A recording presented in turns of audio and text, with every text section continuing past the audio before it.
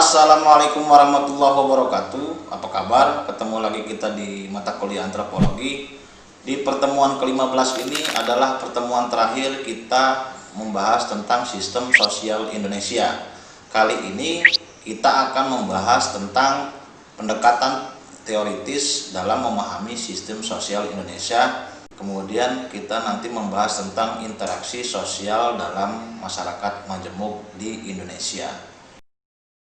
Untuk memahami sistem sosial dan budaya Indonesia diperlukan penguasaan teori, karena fungsi teori adalah memberi makna terhadap realitas sosial. Ada dua pendekatan teoritis yang harus dikuasai untuk memahami sistem sosial dan budaya Indonesia, yaitu yang pertama teori struktur fungsional dan teori konflik dialektika. Nah, kita membahas satu persatu. Yang pertama yaitu teori struktur fungsional. Asumsi dasar bahwa masyarakat terintegrasi atas dasar kata sepakat para anggotanya terhadap nilai dasar kemasyarakatan yang menjadi panutannya.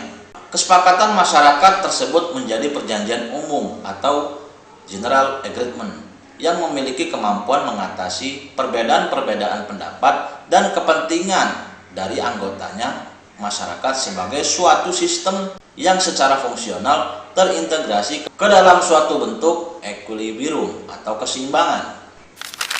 Teori struktural fungsional melihat masyarakat sebagai sebuah keseluruhan sistem yang bekerja untuk menciptakan tatanan dan stabilitas sosial.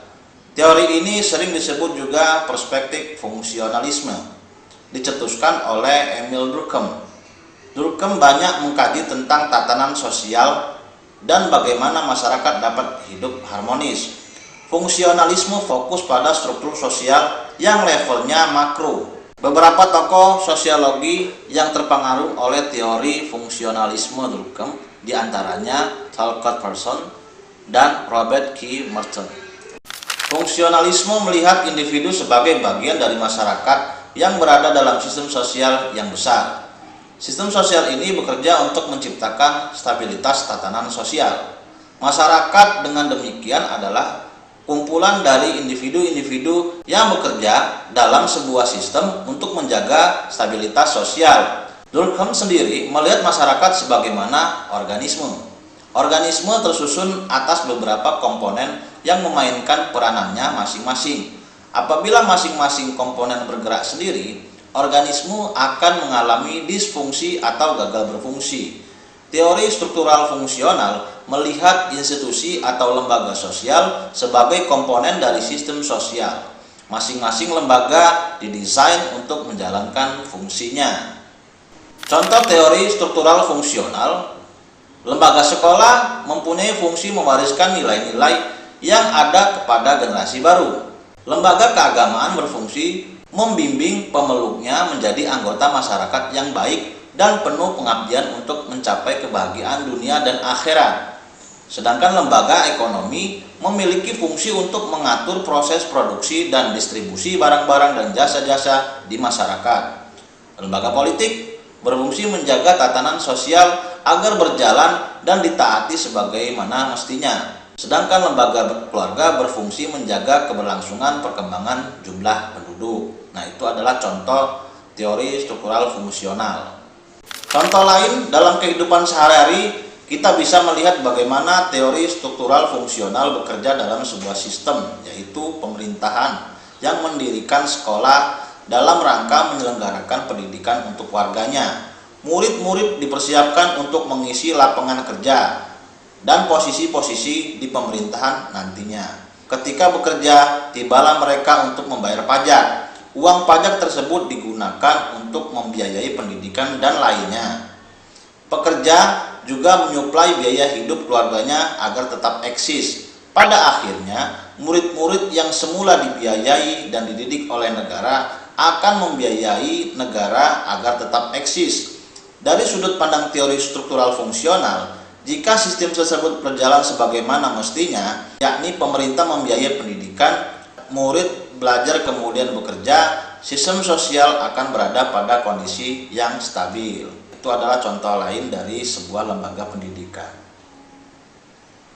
Kemudian yang kedua, teori konflik dialektika.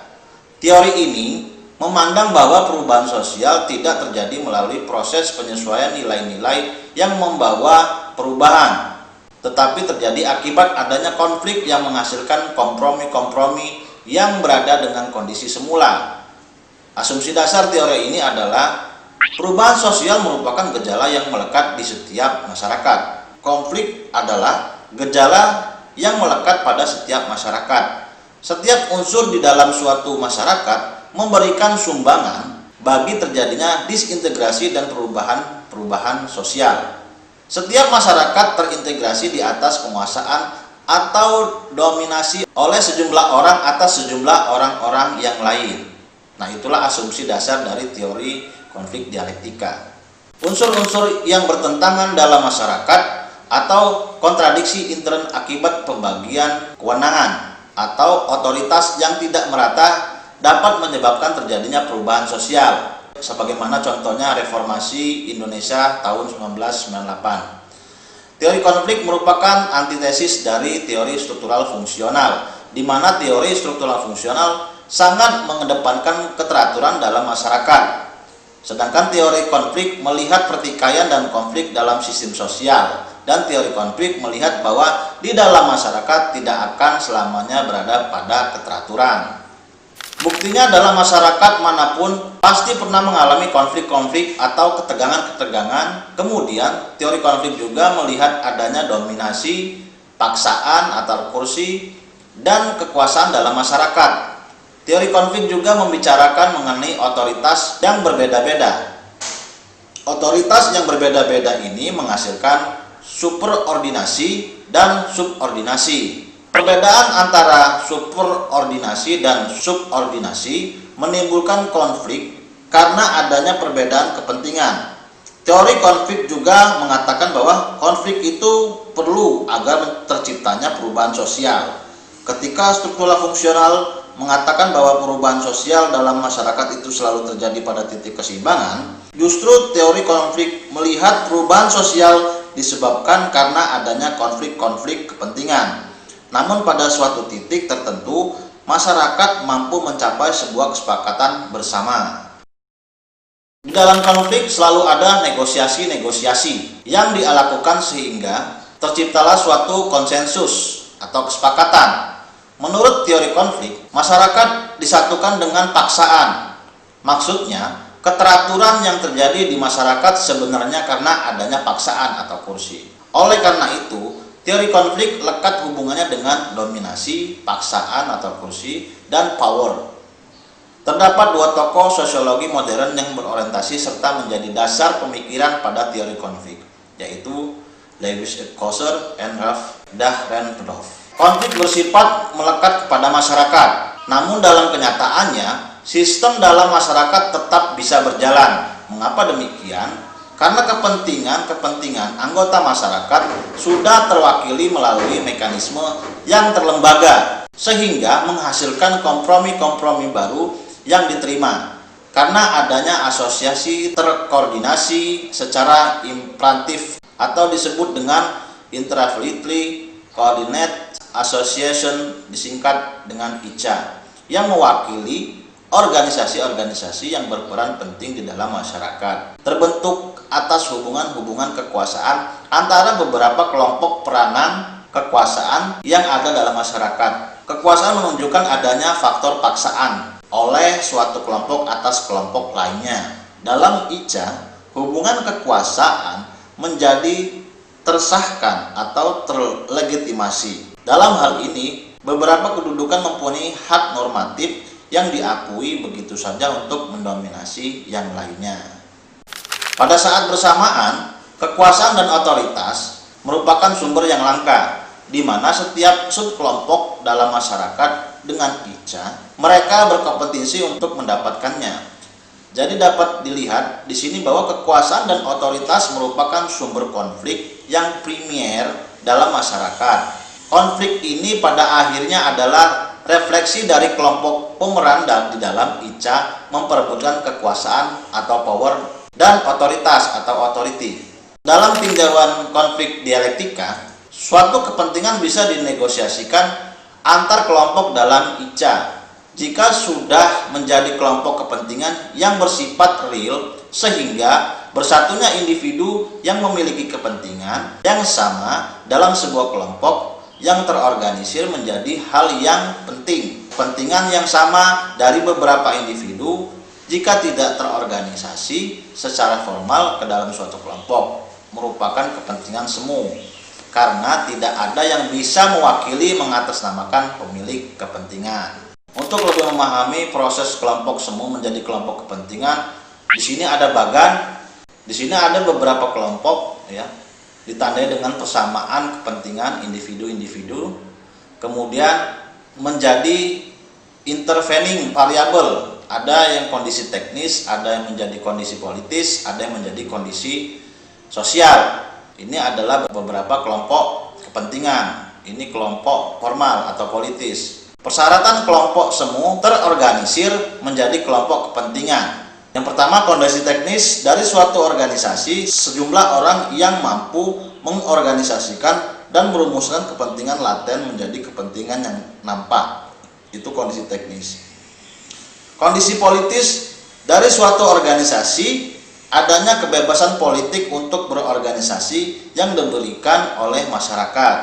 Kemudian kondisi sosial, bagi suatu organisasi, adanya sistem komunikasi yang memungkinkan para anggota dari suatu kelompok semu berkomunikasi satu sama lain dengan mudah. Nah, itu adalah proses kelompok semu menjadi kelompok yang berkepentingan. Jadi mempersamakan kepentingan terlebih dahulu, melihat kondisi teknis, kondisi politis, kondisi sosial menjadi kelompok yang berkepentingan.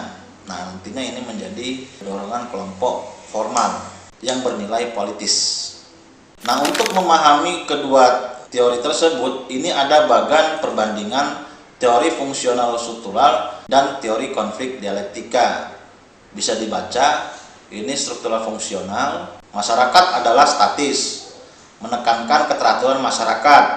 Setiap elemen masyarakat berperan dalam menjaga stabilitas. Masyarakat teratur karena diikat oleh norma, nilai, dan moral. Kohensi tercipta oleh nilai bersama masyarakat. Itu adalah struktural fungsional. Kemudian kalau dilihat dari teori konflik dialektika, masyarakat tunduk pada proses perubahan, menekankan pertikaian dan konflik dalam sistem sosial.